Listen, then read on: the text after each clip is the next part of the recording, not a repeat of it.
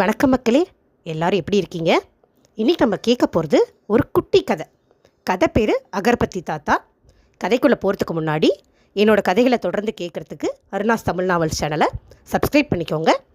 கதைகள் பிடிச்சிருந்தா லைக் பண்ணி, கமெண்ட் பண்ணி, ஷேர் பண்ணி சப்போர்ட் பண்ணுங்கள். இப்போ நம்ம கதைக்குள்ளே போகலாமா? இது ஒரு குட்டி கதை தான். கதை பேர் அகர்பத்தி தாத்தா. அகர்பத்தி, கற்பூரம், திரி, தீப்பெட்டி, அகர்பத்தி, கற்பூரம் என்ற சத்தமான குரல் அந்த தெரு முழுவதையும் நிறைத்து கொண்டிருந்தது. குரலை கேட்டால் ஏதோ வாலிபர் குரல் போல்தான் தோன்றும். ஆனால் கத்திக்கொண்டே வந்ததோ 70 வயது மதிக்கத்தக்க ஒரு முதியவர். ஒரு மிதிவண்டியை தள்ளிக்கொண்டு மெதுவாக நடந்தவர் அந்த மிதிவண்டியின் பின்னால் ஒரு பெரிய துணிப்பை வைத்திருந்தார். அவர் சொல்லிக்கொண்டே வந்த அனைத்து பொருட்களும் அதில் இருந்தது. ஒரு தெருவின் நடுவில் வந்து நின்று விட்டவர் மீண்டும் அகர்பத்தி, கற்பூரம் என குரல் கொடுக்க சில நிமிடங்களில் பெண்கள் கூட்டம் ஒன்று அவரை சூழ்ந்து கொண்டது. என்ன தாத்தா, இன்னைக்கு நேரம் ஆயிடுச்சு என அவர் பையை ஆராய்ந்து கொண்டே ஒரு பெண் கேட்க, தலையில் கட்டியிருந்த துண்டை அவிழ்த்து தன் வியர்வையை துடைத்து கொண்டவர், வயசாகுதில்ல தாயி, நடக்க கொஞ்சம் சிரமமாக இருக்குது, ஆனாலும் வந்துட்டேன்ல, நான் வராமல் நீங்கள் எல்லாம் அகர்பத்திக்கு எங்கே போவீங்க பாவம் என்றார் அவர். அது சரி, உலகத்திலே நீங்கள் மட்டும்தான் அகல்பத்தி விற்கிறதா நினச்சிட்ருக்கீங்களா தாத்தா? இந்த தெரு முக்கிய இறங்கினா எம்பிட்டு கடை இருக்குது தெரியுமா என ஒருத்தி நொடித்து கொள்ள, ஆனாலும் இந்த தாத்தா கொண்டு வரதை போல வருமா தாயி என்றார் அவர் சிரித்து கொண்டே. அது என்னோ உண்மைதான், யார் அகர்பத்திக்கு ஃப்ரீயாக சாக்லேட் தருவாங்க? அது உங்களால் மட்டும்தான் முடியும் என்றாள் ஒருத்தி. மோர் குடிக்கிறீங்களா தாத்தா? தனக்கு தேவையான பொருட்களை எடுத்துக்கொண்டு ஒரு பெண் கேட்க, கொடுதாயி என்றார் அவர். உள்ளே சென்று மோர் எடுத்து வந்த பெண் தான் எடுத்த பொருட்களுக்கான பணத்தையும் கொடுக்க, அதை வாங்கி சட்டை பையில் வைத்து கொண்டவர் மோரை குடித்துவிட்டு பாத்திரத்தை திருப்பி கொடுத்தார்.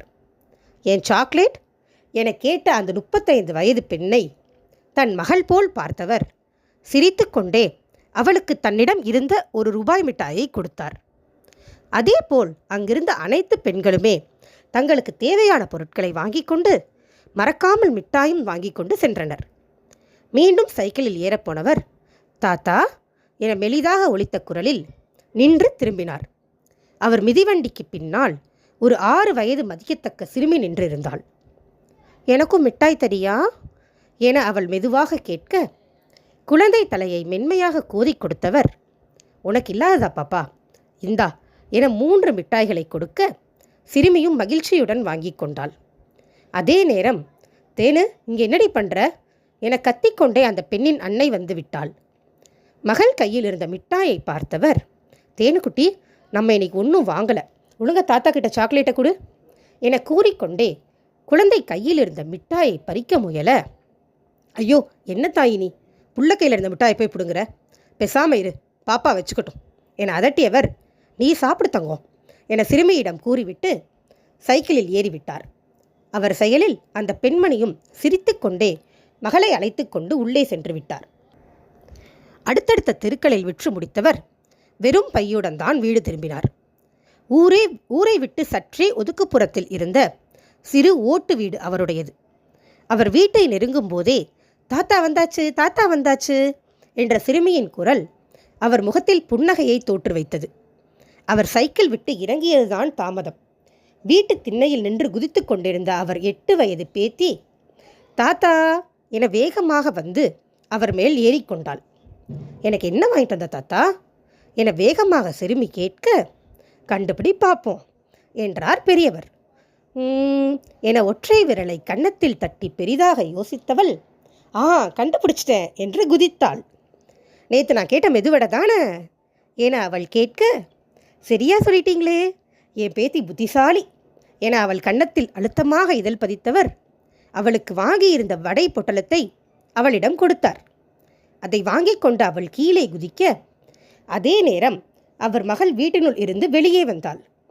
முதல்ல உள்ள வாங்கப்பா, இவங்களை வெளியிலேயே பிடிச்சிட்டாளா, உள்ள ஓடிடி வாளு என பெரியவள் மிரட்ட, சிறியவளும் அன்னைக்கு பழிப்பு காட்டிக்கொண்டே ஓடிவிட்டாள்.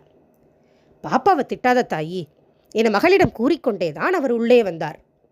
திருமணமான சில வருடங்களிலேயே கணவனை இழந்து அவர் மகளும் அவருடனே வந்துவிட்டாள்.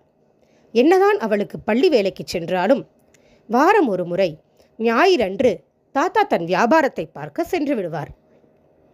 உள்ளே வந்து அமர்ந்தவருக்கு முதலில் தண்ணீர் கொடுத்தவள், "இன்னைக்கும் எல்லாம் வித்துட்டீங்களாப்பா?" என்று கேட்க, "ஆமாம் தாயி" என்றார் அவர் புன்னகை மாறாமல். "எப்படி தான் உங்களால் மட்டும் முடியுதோ? அப்படி என்னப்பா தொழில் ரகசியம்?" என அவள் கேட்க, "என்னம்மா பெரிய ரகசியம், எல்லாம் அன்புதான்" என்றவர் முகத்தில் உண்மையான அன்புதான் நிறைந்திருந்தது. அவர் கூற்றில் துளியும் பொய் இருக்கவில்லை. தன் மகளையும் பேத்தியையும் பார்ப்பது போல்தான் அவர் அனைவரையுமே பார்த்தார். அனைவரிடமும் அவர் ஒன்று போல் காட்டிய அன்புதான் ஏழ்மையிலும் அவரை நிறைவாக வாழ வைத்தது. மனதில் உண்மையான அன்பும் தொழிலில் நேர்மையும் மட்டுமே சுமந்து வாழ்ந்து கொண்டிருந்த அகர்பத்தி தாத்தா மகிழ்ச்சியை நம் மனதில்தான் தேட வேண்டும் என்பதற்கு எடுத்துக்காட்டாக வாழ்ந்து கொண்டிருந்தார். நன்றி. கதை பிடிச்சிருந்ததா மக்களே? இது சும்மா ஒரு குட்டி கதை தான். இந்த மாதிரி நம்ம வாழ்க்கையிலையும் யாராவது ஒருத்தரை பார்த்துருப்போம் இல்லையா? யார் என்னன்னே தெரியாது, ஏதோ ஒரு வகையில் ஏதோ ஒரு வியாபாரம் பண்ணும்போது நம்மளுக்கு அறிமுகம் ஆகிருப்பாங்க. ஆனால் அவங்களோட குணம் நம்மளுக்கு பிடிச்சி நம்ம அவங்களுக்கு ஃப்ரெண்டாக இருப்போம். நம்மளை மகள் மாதிரி, பேத்தி மாதிரி, சொந்த மகள் மாதிரி பார்க்குறவங்க யாராவது ஒருத்தர் நம்ம வாழ்க்கையில் நம்ம எங்கேயாவது பார்த்துருப்போம். அந்த மாதிரி மறக்க முடியாமல் நம்மளோட மனசில் நிறைய நினைவுகளை விட்டுட்டு அந்த மாதிரி கண்டிப்பாக யாராவது போயிருப்பாங்க. உங்களோட வாழ்க்கையில் அந்த மாதிரி யாராவது இருக்காங்களா? இருந்தாங்கன்னா கண்டிப்பாக என் கூட கமெண்ட்டில் ஷேர் பண்ணிக்கோங்க. உங்களால் மறக்க முடியாத நிகழ்வுகளோ கதையோ ஏதாவது இருந்தாலுமே நீங்கள் கமெண்ட்டில் சொல்லலாம். அதை கதையாக வாசிக்க விருப்பம் இருந்தால் அதையும் குறிப்பிடுங்க. இதை கதையாக வாசிங்க அப்படின்னு சொல்லி போட்டிங்கன்னா நீங்கள் சொல்லியிருக்கிற விஷயத்தை நான் கதையாக வாசித்து கூட வீடியோவாக போடுறேன். உங்களோட கருத்துக்களை மறக்காமல் பகிர்ந்துக்கோங்க. நம்ம சேனலுக்கு சப்போர்ட் பண்ணுங்கள். லைக் பண்ணி, ஷேர் பண்ணி, கமெண்ட் பண்ணி, சப்ஸ்கிரைப் பண்ணி சப்போர்ட் பண்ணுங்கள். Thank you so much. அடுத்த கதையோட சீக்கிரமாக வரேன். உங்களோட சப்போர்ட் எதிர்பார்க்குறேன். தேங்க்யூ. நன்றி. அருணா. பாய் பாய்.